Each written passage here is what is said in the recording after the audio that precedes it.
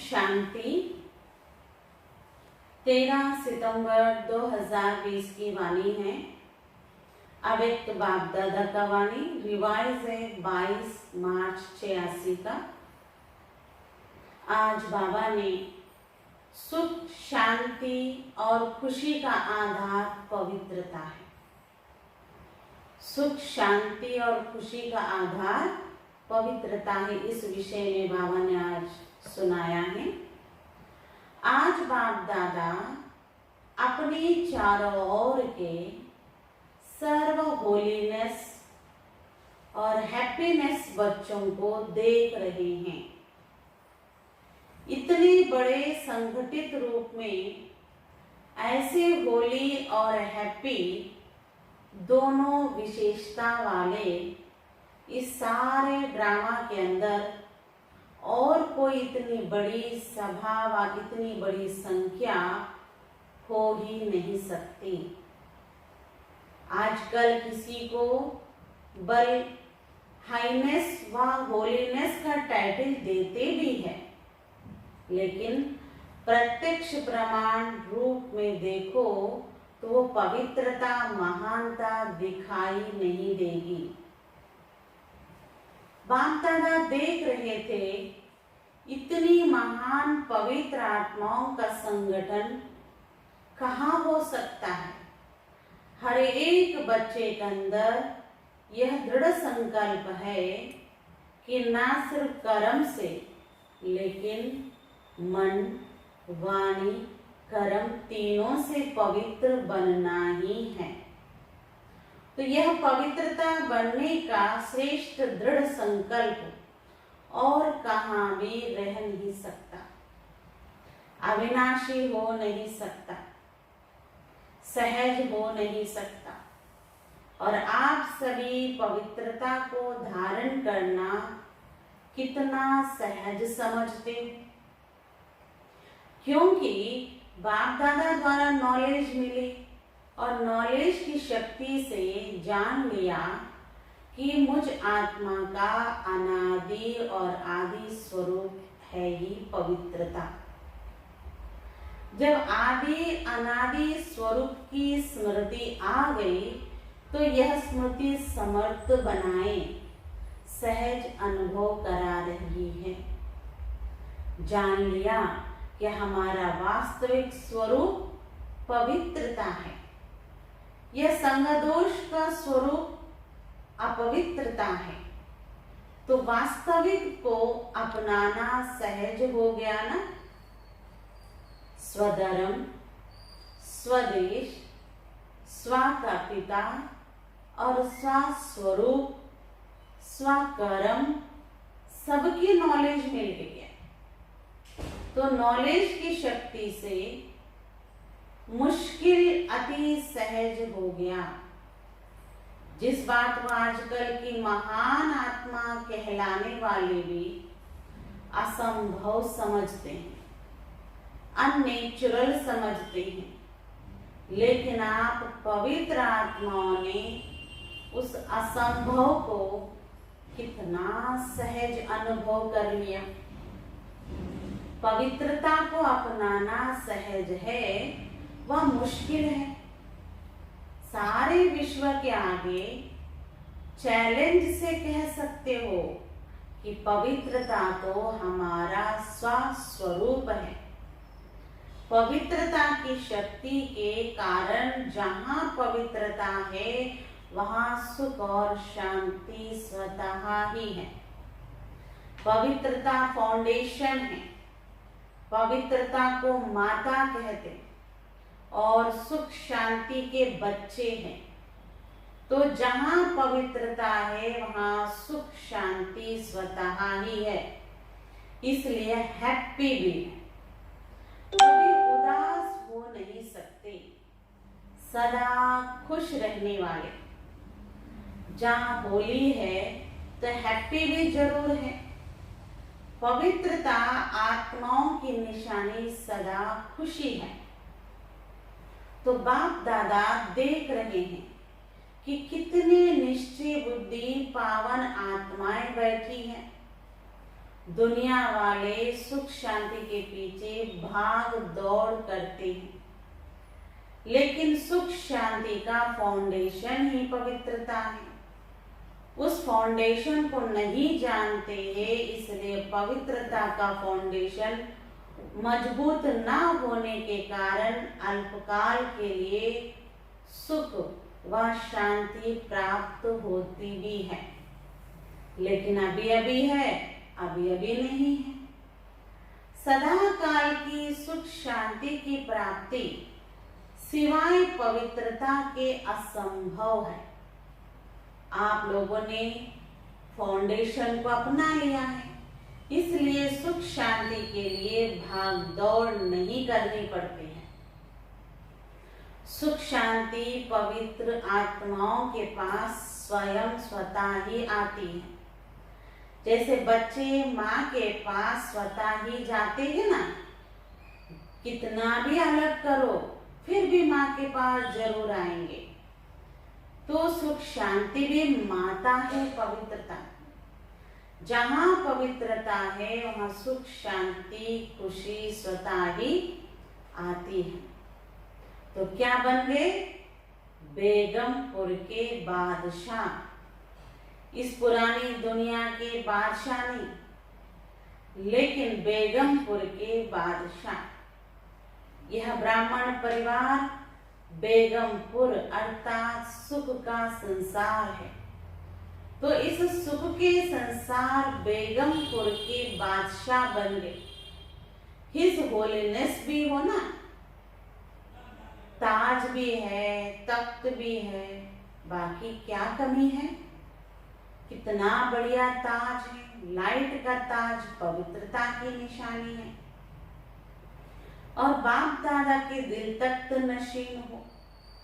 तो बेगमपुर के बादशाहों का ताज भी न्यारा और तख्त भी न्यारा है।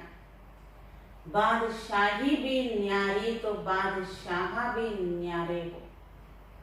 आजकल की मनुष्य आत्माओं को इतनी भाग दौड़ करते हुए देख बाप दादा को भी बच्चों पर तरस पड़ता है।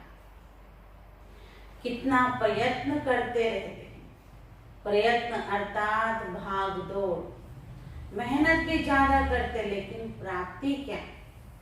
सुख भी होगा तो सुख के साथ कोई ना कोई दुख भी मिला हुआ होगा, और कुछ नहीं तो अल्पकाल के सुख के साथ चिंता और भय, ये दो चीजें तो है ही।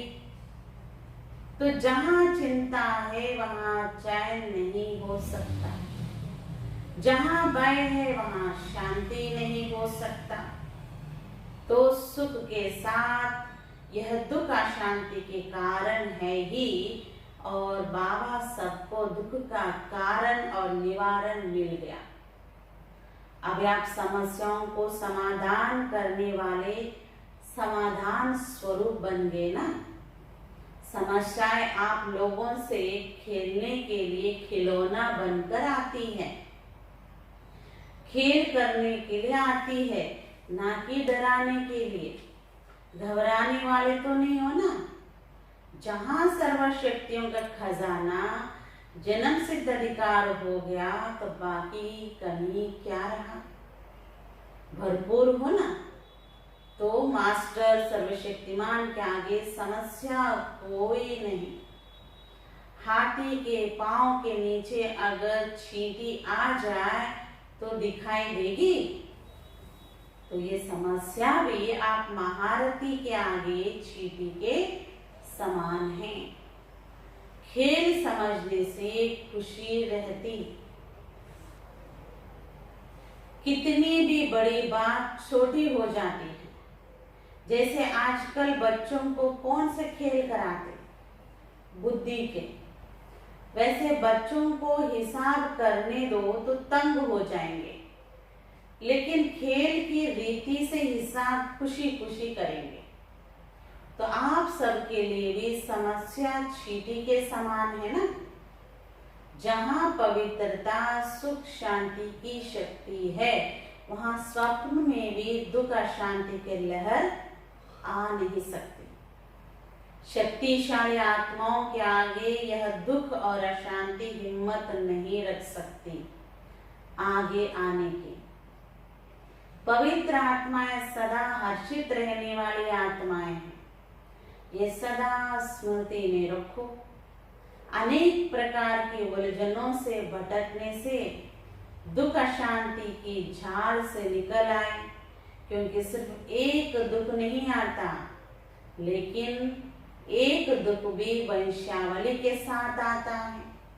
तो उस झाड़ से निकल आए, ऐसे अपने को भाग्यवान समझते हो ना। आज ऑस्ट्रेलिया वाले बैठे हैं। ऑस्ट्रेलिया वालों की बाप दादा सदा ही तपस्या और महादानीपन की विशेषता वर्णन करते हैं। सदा सेवा के लगन की तपस्या अनेक आत्माओं को और आप तपस्वी आत्माओं को फल दे रही है। धरनी के प्रमाण विधि और विधि वृद्धि दोनों को देख बाप दादा एक्स्ट्रा खुश है। ऑस्ट्रेलिया है ही एक्स्ट्रा ऑर्डिनरी। त्याग की भावना सेवा के लिए सभी में बहुत जल्दी आती है, इसलिए तो इतने सेंटर्स खोले हैं। जैसा हमको भाग्य मिला है, ऐसा औरों का भाग्य बनाना है। दृढ़ संकल्प करना ये तपस्या है। तो त्याग और तपस्या की विधि से वृद्धि को प्राप्त कर रहे हैं।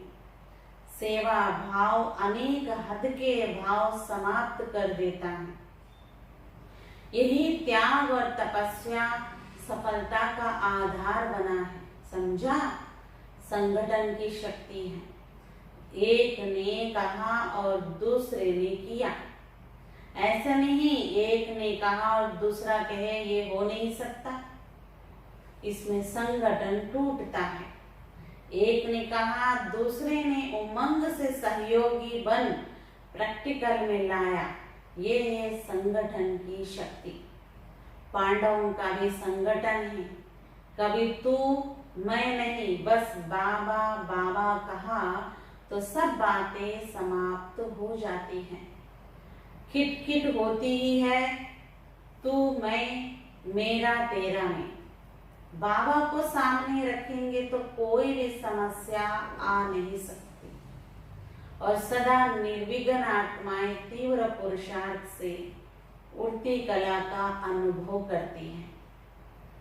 बहुत काल की निर्विघ्न स्थिति मजबूत स्थिति होती है। बार बार विघ्नों के वश जो होते हैं, उन्हों का फाउंडेशन कच्चा हो जाता है।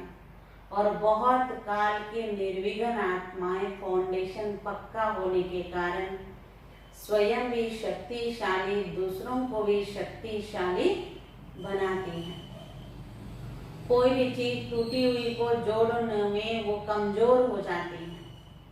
बहुत काल की शक्तिशाली आत्मा, निर्विघ्न आत्मा अंत में भी निर्विघ्न बन पास विद ऑनर बन जाती है। यह फर्स्ट डिवीजन में आ जाती है। तो सदा यही लक्ष्य रखो कि बहुत काल की निर्विघ्न स्थिति का अनुभव अवश्य करना है। ऐसे नहीं समझो विघ्न आया मिटा तो गया ना, कोई हर्जा नहीं, लेकिन बार बार विघ्न आना और मिटाना, इसमें टाइम वेस्ट होता है, एनर्जी वेस्ट जाती है। वो टाइम और एनर्जी सेवा में लगाओ तो एक का पद्मा जमा हो जाएगा। इसलिए बहुत काल की निर्विघ्न आत्माएं विघ्न विनाशक रूप से पूजी जाती हैं। विघ्न विनाशक टाइटल पूज्य आत्माओं का है। मैं विघ्न विनाशक पूज्य आत्मा हूँ। इसी स्मृति से सदा निर्विघ्न बन आगे उड़ती कला द्वारा उड़ते चलो और उड़ाते चलो। समझा? अपने विघ्न विनाशक तो किए, लेकिन औरों के लिए विघ्न विनाशक बनना है। देखो, आप लोगों को निमित्त आत्मा भी ऐसी मिली, डॉक्टर निर्मला। जो शुरू से लेकर किसी भी विघ्न में नहीं आई, सदा न्यारी और प्यारी रही। थोड़ा सा स्ट्रिक्ट रहती है, ये भी जरूरी है। अगर ऐसी स्ट्रिक्ट टीचर नहीं मिलती तो इतनी वृद्धि भी नहीं होती।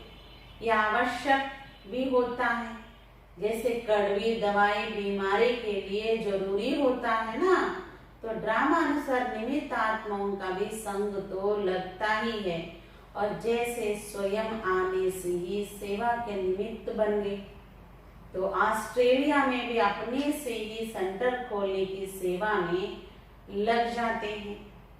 ये त्याग की भावना का वाइब्रेशन सारी ऑस्ट्रेलिया और जो भी संपर्क वाले स्थान है उनमें उसी रूप से वृद्धि हो रही है। तपस्या और त्याग जिसमें है वही श्रेष्ठ आत्मा है। तीव्र पुरुषार्थी तो सभी आत्माएं हैं, लेकिन पुरुषार्थी होते हुए भी विशेषताएं अपना प्रभाव जरूर डालती हैं।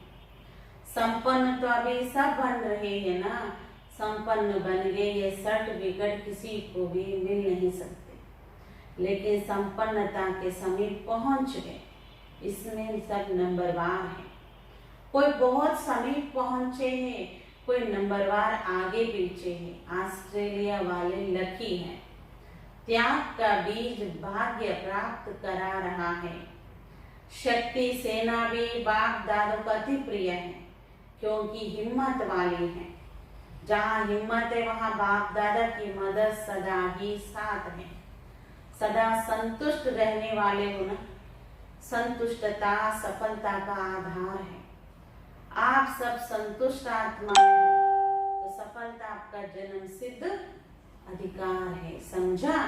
तो ऑस्ट्रेलिया वाले नियरेस्ट और डियरेस्ट है, इसलिए एक्स्ट्रा हुज्जत है। अच्छा, फिर बाबा ने आज कुछ अव्यक्त मुरलियों की चुने हुए महावाक्य सुनाए। प्रश्न है, शक्ति सेना का नाम सारे विश्व में कब वाला होगा? उत्तर, जब संगठित रूप में एक रस स्थिति व एक शुद्ध संकल्प में स्थित होने का अभ्यास होगा। संगठन में किसी एक का भी दूसरा कोई संकल्प ना हो, सब एक ही लगन, एक ही अशरीरी बनने के शुद्ध संकल्प में स्थित होने के अभ्यासी बने, तब सारे विश्व के अंदर शक्ति सेना का नाम बाला होगा। दूसरा प्रश्न, स्थूल सैनिक युद्ध के मैदान में विजयी किस आधार पर होते हैं? आपके विजय का नगाड़ा कब बजेगा?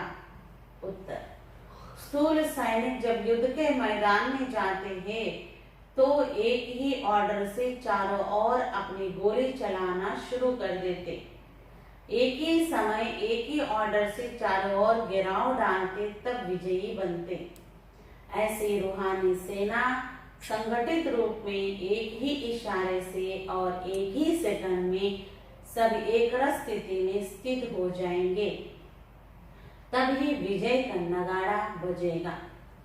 तीसरा प्रश्न, बाबा के किस ऑर्डर को प्रैक्टिकल में लाने के लिए एवर रेडी बनो तो यह कलयुगी पर्वत उठ जाएगा?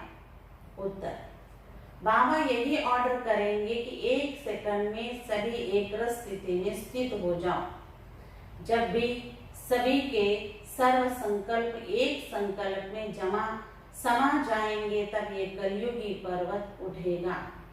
वो एक सेकंड सदा काल का सेकंड होता है। ऐसा नहीं कि एक सेकंड स्थिति हो फिर नीचे आ जाओ। चौथा प्रश्न, हर एक ब्राह्मण बच्चे की जवाबदारी कौन सी है?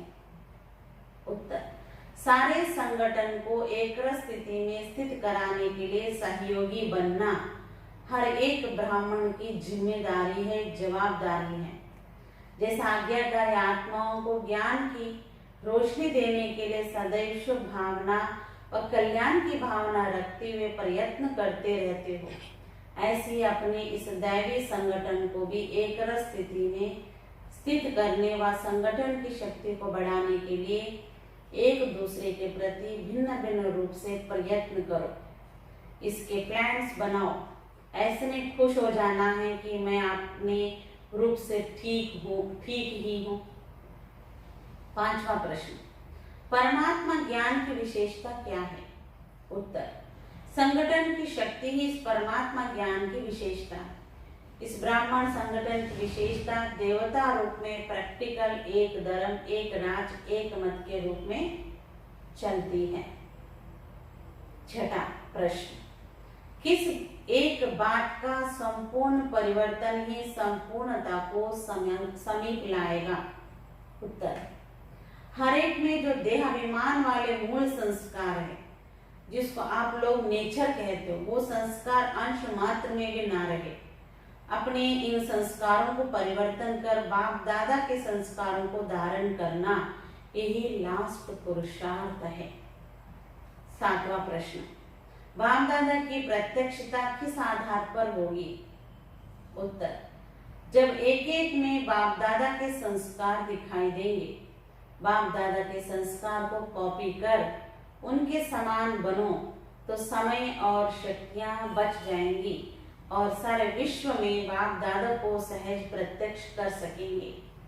भक्ति मार्ग में तो सिर्फ महावाक्य, भक्ति मार्ग में तो सिर्फ कहावत है कि जिधर देखते उधर तू ही तू, लेकिन ये प्रैक्टिकल में जहां देखे, जिसको देखे, वहां बाप दादा के संस्कार ही दिखाई दे। अच्छा, अब एक बाप दादा के तरफ से बच्चों को नमस्ते नमस्ते नमस्ते।